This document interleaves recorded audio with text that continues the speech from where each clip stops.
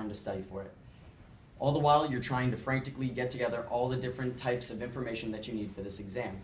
Every student has had a similar situation such as this without ever having been taught the strategy.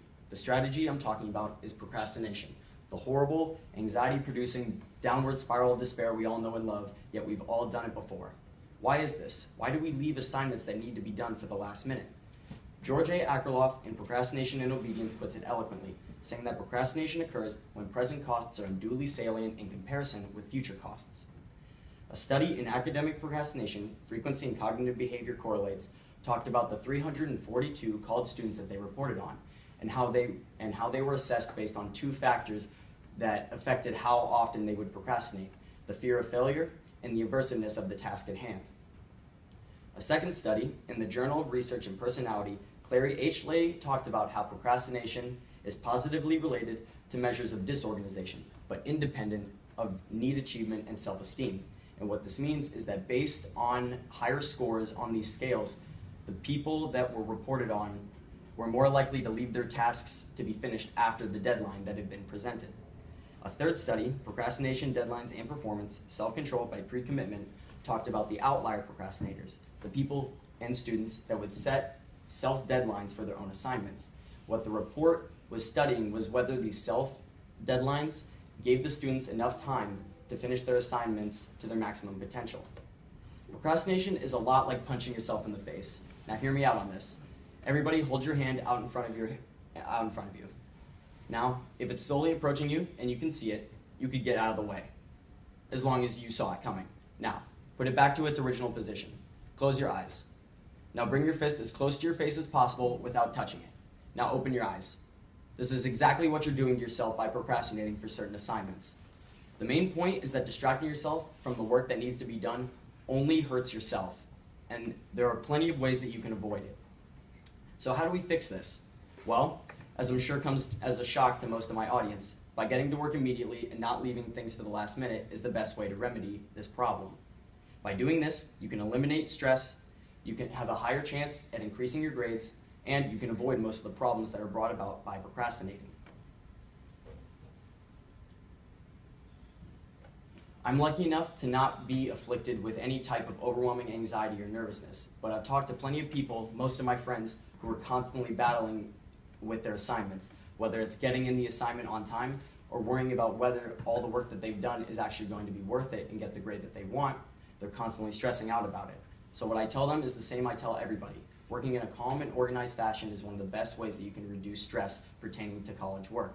What I mean by calm and organized is that I mean as soon as you get an assignment, you work on it day by day, bit by bit, in small shifts. That way, you're not burning yourself out by getting to work on a single class and doing a bunch of assignments that you had left for the day right before it was all due. And it works better for helping you absorb the information that you're working with. Doing all your assignments in one sitting just before the deadline can leave you burned out. And what this means is that you won't want to do any other work for any of your other classes, which can help repeat the cycle. Working with a clear head and confidence backing you is one of the best strategies you can implement in college, as opposed to frantically trying to gather the materials you need for an exam or a lecture the next day with 3 hours of sleep under your belt. If you fall into that second category, you're putting yourself at a greater risk for losing points on grades and for adverse effects of physical and mental health. Speaking of grades, if you have more time to work on an assignment because you started it earlier, that means you're less intimidated by the deadline. If you're less intimidated by the deadline, that means you have more time to revise the work that you'd be submitting. And what this means is that you can look over a rubric that may have been provided for the assignment. You can talk to your TA via email and ask any questions that you might have about the assignment, or you can look over previous assignments that you might have lost points on due to procrastinating and looking over certain aspects. All this information might seem obvious, but a lot of students, despite knowing the dangers that come with procrastinating, they continue to do it. They lose points, they lose sleep, and they affect their physical and mental health. But losing points and grades is only the beginning.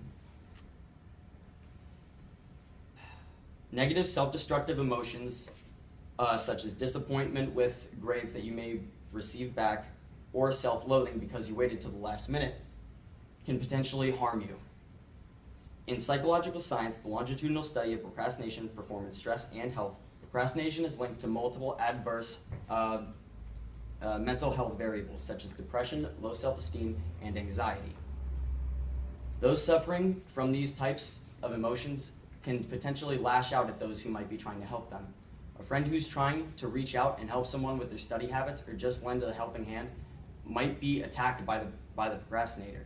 The procrastinator's perspective might see other people trying to help them as them being pitied, looked down on condescendingly because they can't handle their own responsibilities on their own. Procrastinating is a lot like a double-edged sword, but you don't only hurt yourself, you hurt those around you by continuing its use. The hardest part about procrastinating is trying to stop it and change your study habits, as the only person who can change your study habits is yourself. Signing a pledge or having you write down that you'll get to work on an assignment as soon as it's assigned is not going to change your study habits, and it never will. I've provided you all with the information that you need to succeed in college in this day and age.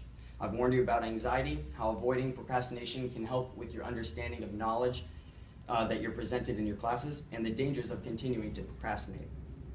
Only hoping that you guys may change your study habits if you are afflicted with this type of issue might seem lazy, but I've provided all the information that I can in this case. The rest is up to you. So I hope that you all get to study early and knock out all of your exams. Thank you.